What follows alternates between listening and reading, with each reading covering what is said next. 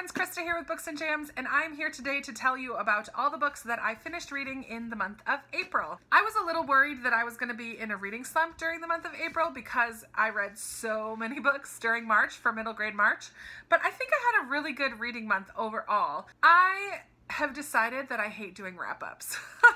Starting in May, I'm going to be doing my wrap-ups differently, and I'm going to kind of do them a little bit more vlog style so that I can talk about each book a little closer to when I finish it, because I've discovered that the idea of sitting down to film a wrap-up at the end of the month is not quite stressful, but it's not fun for me, and it really puts me in a video making slump, because even though I may be interested in doing other videos, I know that I need to get my wrap-up done, and I often don't remember very much about the books that I have to talk about, not just about the details of the books, but even the feeling that I had when I first completed it. So I'm going to be trying something different in May, where whenever I finish a book, I'm just going to talk about it for a little bit and then compile it together at the end of the month and see if that might work a little bit better for me. Here it is, a week into May, and I'm forcing myself to sit down and do this video. Wrap-up videos are kind of the foundation of BookTube, right? Where we get to share about what we read, and that should be the most enjoyable part.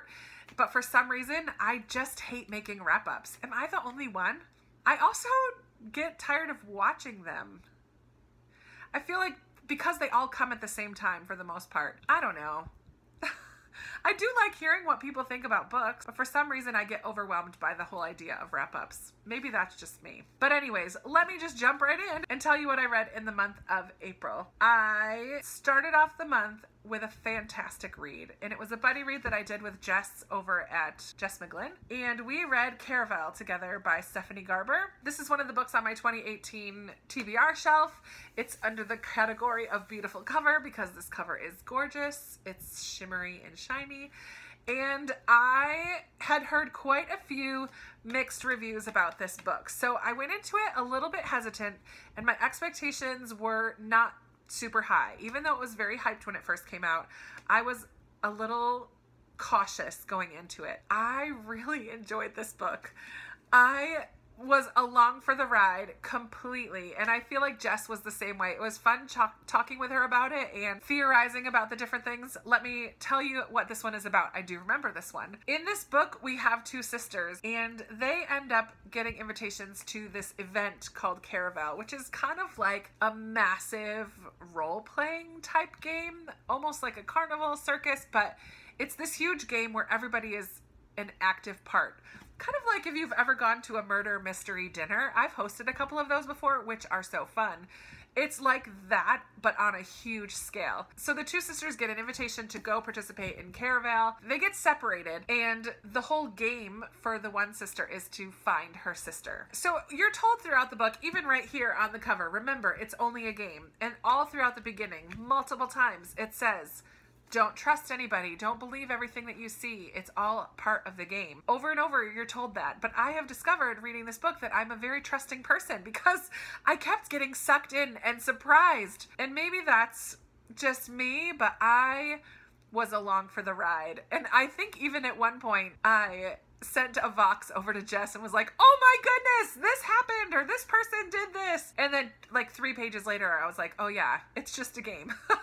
That's not the truth. So I was in it. I was completely invested in the story. I thought it was such an adventure. Now, after reading this book, I did go back and read some reviews on Goodreads, and I could see why people had some problems with this book. It is not perfectly written.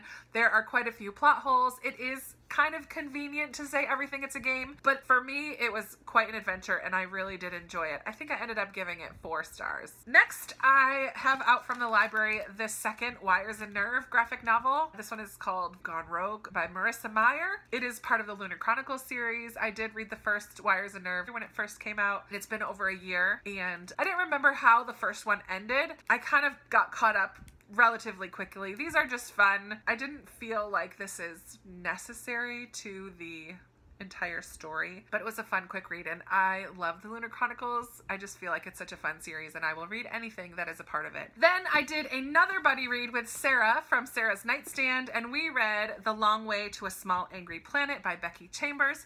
This was one of my 5-star predictions books. And honestly, right now, I can't remember what I gave it. I think I ended up giving this 4 stars just because There were a few bits, was it at the beginning, that was a little slow taking off for me. This is about a group of people, not all humans, who are on this one spaceship, and their job is to punch shortcuts through the universe. In this novel, they pick up a job to go to this really far out place, so they have to go the long way there to punch the shortcut hole back. So that is the plot. Not very much, not very exciting. However, all along the way, we get to know each of the characters that are on this ship, and they are all so unique and so creative. Becky Chambers did such a fantastic job shaping and developing these characters to have such strong and different personalities, and yet they all kind of become like a family on this ship, and they really have a lot of kindness and love for each other like a family would. They also have some squabbles, and there's a few that don't quite get along like a family.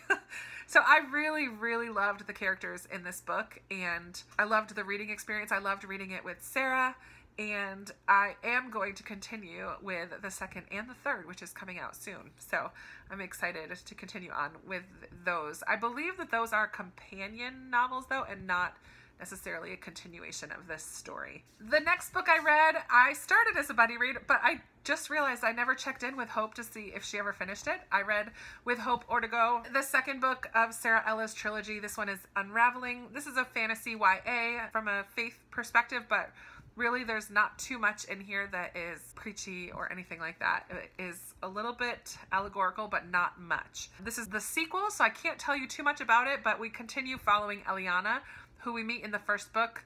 She lives in New York and has these markings on her face, almost like a birthmark, but more designs, I guess. And she ends up in the first book traveling to a different version of New York, a reflection it's called in these books, and discovers that her birthmark, her facial markings, have a lot more meaning. Ultimately, these are about truth, good versus evil, and how the evil within us is battling the good that's within us, the truth that's within us. There is a bit of a love triangle, which is not something that bothers me. I don't mind a love triangle. I can't remember when the third book of this trilogy comes out, but I will be putting it on hold at the library, or maybe being sent it from the Fiction Guild, which is where I received the first and second. So I really did enjoy this book. I did find both of them a little bit confusing at times, maybe because the world building isn't quite as developed as it could be. So there were a few times that I was just a little lost with what was going on. It's definitely not a perfectly written book, but I enjoyed it. The next book I read was an audiobook, and I listened to The Hating Game by Sally Thorne, and I just needed something light and fluffy, and I got it. This was a contemporary romance, hate to love kind of situation about two co-workers who are the assistants to the executives, and they argue and fight, and lots of sexual tension between them. He is like a big burly guy, and she is a teeny tiny little whip of a thing, and that was something that bothered me quite a bit throughout the book. Number one, because as a tall girl, my cousins and I always joke that tall men should be with tall women, because as a tall female, my gene pool, this is so shallow and ridiculous, but my gene pool of guys is already limited because I'm not one who is going to date somebody that's shorter than me. Maybe that speaks to my own insecurities, but at least not a lot shorter than me. So I always feel like tall guys should be with tall girls. And we call it, my cousins and I jokingly call it a waste of height when a tall guy is with a short girl. So I'm sorry if that is your situation. It's just a joke. But in this book, he is very, very tall and she is very short, and it's talked about all the time. People call her nicknames based on her height. It just is brought up way too much, and that part got quite annoying. But I enjoyed the story of it for what it was. It was just a fun, light, contemporary romance. I wouldn't say that it's a clean romance for those of you who want to just read clean romances. There are some sex scenes in the book as well, so be aware of that if that's something you're thinking about. The next book that I finished is 36 Questions That Changed My Mind About You by Vicki Grant. I was sent this book quite a long time ago and finally picked it up. This is a YA novel that is sort of based around a psychological study that was done a while ago. I didn't look up who did the study, but the premise was that here are a list of 36 questions, and if you sit down with a stranger and start at question 1, how How intimate will you feel with each other by the time you completely answer all 36 of the questions honestly? So it's based on that premise, and these two quite different personality people begin these questions, and they're young teenagers, and it's just the story of that. A lot of the story is told in like play format almost, eventually even text or IMs back and forth. So it was a very quick read, very light, very fluffy, enjoyable. This was clearly the kind of mood that I was in during the month of April. Very light, nothing heavy, which is why I did not pick up The Well of Ascension or Pillars of the Earth, because I just wasn't in that kind of a mood during the month. And I have a feeling that's also why I did not love my last book that I'm going to talk about, which is A Tree Grows in Brooklyn by Betty Smith. This was my Goodreads read-along pick for the month of April, and I finished it, I believe, like the day before the end of the month. And if you like character-driven books, this is definitely for you. I know so many people love this book, and I can see why. The writing was very beautiful. It's about this young girl growing up in Brooklyn, New York in the early 1900s. It is very, very character-driven. We meet Francie Nolan and her brother and her mother. All of the characters were very well developed, of her family at least, and even extended family. We meet some of the aunts and uncles and the grandmother and the father.